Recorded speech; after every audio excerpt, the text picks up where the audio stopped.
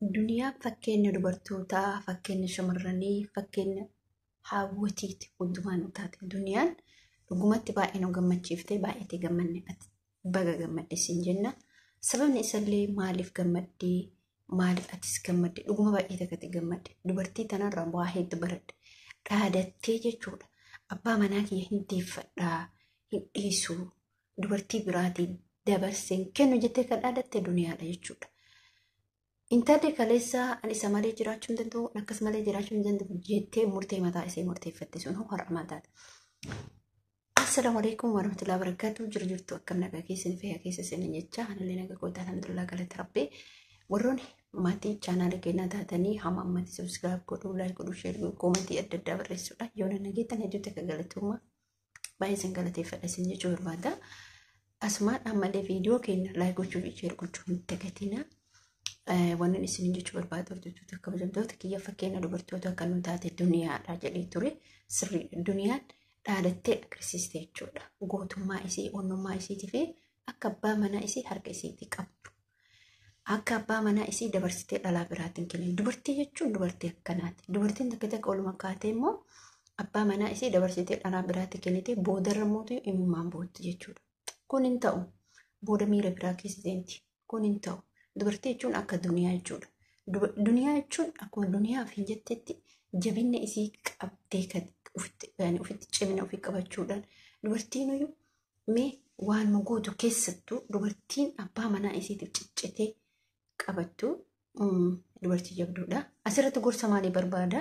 Dhiironni gisee tokko tokko yeroo ala deemanii jedhanitti maal isinitti fakkaata? Obboleen kiyya rakkina mana keessaa jiru jechuudha.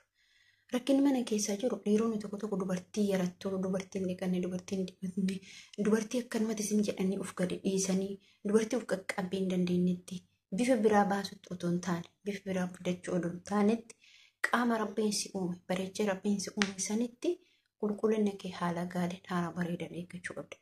Dubartoonni keenya yeroo hundaa wanni isaan ajjeesu ilmoo argachuu irratti.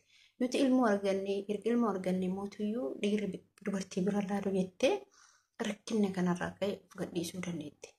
Fakkeenyaaf yoo fudhatte dubartiin takka gaafa dhiira deetti takkatti abbaan manaa keenya irratti fuudhu jettee fisiisa gootee dhiqachuu, dibachuu, akka feete uffachuu of gadhiifti. Kun hin ta'u. Dhiirri kamuu yaraa hin qabu. Dhiirri dubartii bareeddu, dubartiif qaqqabdu jaalata. Fakkeenya dubartoonni keenya daa'imas yoo dhalan bakka akkuma argan of godhan cimaa jechuu ifannaa keessa galan. Dubbiin akkasii miti. Dubbiin dubbii bakka san hin jirre. Yaani ati of eeggannoon cimaa istaayilii qaama kee nama biraatiif otoo hin taane abbaa manaa keetiif of eeggannoo cimaa gochuu qabda. Of qaqqaburraa. Maa yoo qayyattan qayyi barnaa waliin qabu biyya ambaa keessatti qayyachuun uummata akka waliin qabu dubartiin ni qayyatti. Fakkeenyaaf dubartiin Suudaanii wallaahi dhaziin akka ajaa'ibaatti qayyatti. Maaliif ree? Bakka yaani qaama isii san eeggannoo qaama isii jechuudha. Fakkeenyaaf namoonni biyya ambaa keessa jedhan fakkeenyaaf Yaman keessatti Yaman dhiisatti Suudii keessatti dubartiin ni qayyatti. Biyya kam keessatti dubartiin ni qayyatti. Maaliif? Laazima ati qaqqabu qabda. Qaamni keessan keessaa yaani mukayyafnu hoo'ii qorrii mexan biyyoon kun immoo hin yaani ati qaamni kee suni jijjiirama guddaa gaafa qayyattee jettee jechuudha. Qayyi waa tokko noor hin qabu. Ilmoo argadheettiif hin darbinii. Ilmoo argadheettee dhiqachuu hin dhiisin. Ilmoo argadheettee dibachuu hin dhiisin. Bakka akkanumatti isin jettee of gadi dhiisu miti. Of qaqqabachuu qabda, of qaqqabuu qabda. Fakkeenyaaf shamarran mana arabaa jiran kun utuu isaanitti tolee isaan caalaa dhiqatanii dibachuu barbaadan garuu mootii hin tolu. Sababa mana namaa keessa dubartoonni heerumtanii firii taatanii mana keessan keessa jiraatan maaliif of qaqqabdan? Ati abbaa manaa qabda akka inni dubartii biraa laalleef bakka inni illee waan dubartii biraa waan ilaaluuf maa inni rakkinni mana kee keessa jiru maa inni rakkinni mana kee keessa jiru sanirraa akka ka'eetu ala si fida ala si baasa malee maaltu ala si baasa wanni biraa dhiirri wanni biraa ala hin baasu jechuudha.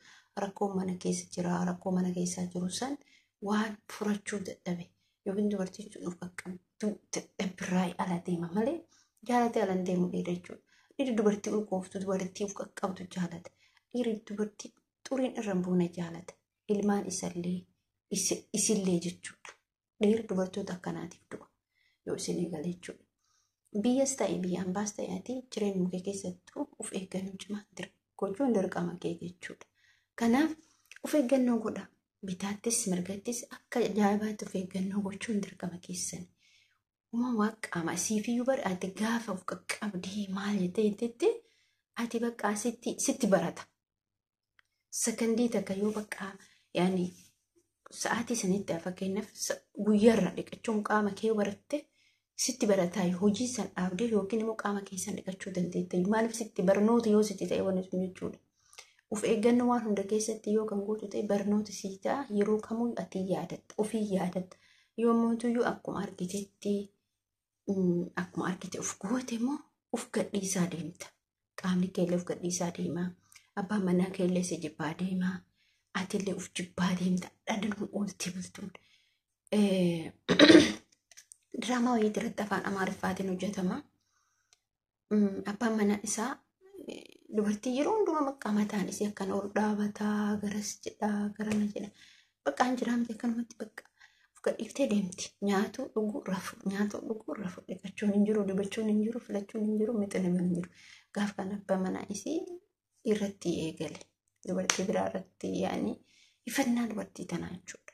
Bira rafuun cinqaa bakka waan hin jiraamte akkanumatti bakka viidiyoo sana booda qishuu si waraabee garuu xixiqqoo godhuun oolu malee silaalsinii maxxanseetu afaan Amaariffaan hojjetaman sun diraamaan fakkaata ani waan ta'e bichaan beeku mana dhuunfaa keessatti na fakkaata se'a moo akka ta'e beeku garuu dhugumatti uuma namni kenna uuma namni itti jiru agarsiisan dhugumatti jechuudha. Jaalala duraan isii qabu sun ni jijjiirama. Iddoon inni duraan isii qabu sun ni bata. Sababni isallee isii jaallata yaani bakka isiin na jaalatettee yaadde inni garuu tabiraatti rabu. Maaliifin dubartii gisee gadi bahu gisee ala bahu dubartii wixxir gootee deemtu dubartii immoo hajjabatti yaani qulqullina ofii qabattee deemtu hin jiraannuti akkanumatti jechuudha. Kanaaf bakka of eeggannoo yaani of eeggannooti goote namni dhiirri dubartii biraa fedhu gaaf kana kanatti yoo mana galeetiin dubartii biraa alatti argee yeroo mana galu tabiraatti fakkaata. Mana namaa deeme yeroo mana namaa deemu dubartiin akka gaarii manni isii urgaayuun ofii urgaayuun dubartiin bakka akkasii yoo argu ta'e inaafoo eegala. Allee dubartii akkanaa kana fuudhu miti. Otoo dubartii biraa fuudhuun dubartii ta'e haala manaa keessatti gorgachuun dirqama gorsuun dirqama keetti ati bakka akka hin jiraamte akkanumatti namni bakka maal jechuun jechuudha. Kanaaf waan isinitti dhaamachuu barbaadu qabsiidhaan ta'e. Shamarran ta'e warroon afaan kee dhageetti afaan Amaariffaa oduu beeku afaan Amaariffaatiin isin hojjedhaa ture garuu afaan Amaariffaan beeku akkasii isin jechuu barbaada. Mee isin hundumaanuyyuu waan gootan godhaati.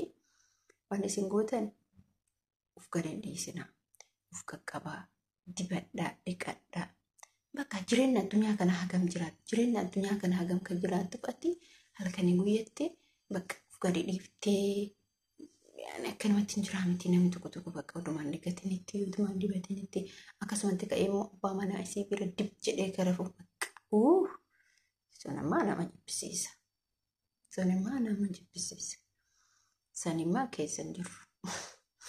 Kana isiniin jechuu barbaade qirtiidhaan tiyyaa ani immoo baay'ee isin jaalladha baay'ee isin kabaja. Namoonni yaada kanarratti nu hojjedhu muna nu gorsi muna yoo jettan kuumantii keessaan haala bisaa barreessatee akkasitti itti fuuna barnoota hedduutu jira jechuudha. Inshaallah garri fuuldura kan kennamootuyyuu barnoota ajaa'ibaa isin barsiisutti deema jedhee garuu ammaaf wantootuma ta'e ji'a 2 3 4 akkas na eeggadha. Gara fuulduraatti wantoota jajjaboo ta'an qabadee isin dhufuuf yaada jira. Inshaallah isin lakkisin fayyadamutti qaba garuu ammaaf haaluma kanaan xiqqoo kanumatti tirsaa jira jechuudha. Sababni isallee maaliif yaani amma haala xiqqishuu namni dhufne waan ta'eef. Kana isiniin jechuu barbaada. Hordoftoota kabajamtoota kiyya viidiyoo kiyya immoo laayik godhaa, sheer godhaa, sabskiraayib godhaa yaada keessan barreessaa. Namoonni na jajjabeessitanii muna jabaa naan jettan immoo seenaa kan koo akkasuma mootuyyuu mudannoo kan kootis inshaallah asuma keessatti isin fiduu danda'a. Wantoonni taateen yeroo bara kana keessatti isin mudatee bara darbe keessatti isin mudate. Bara 2022 bara 2023 keessattis taatee yeroo isin mudatutti ati mudannoo keellee yeroo keessa hojjetetti hedduuta kan nama gammachiisa.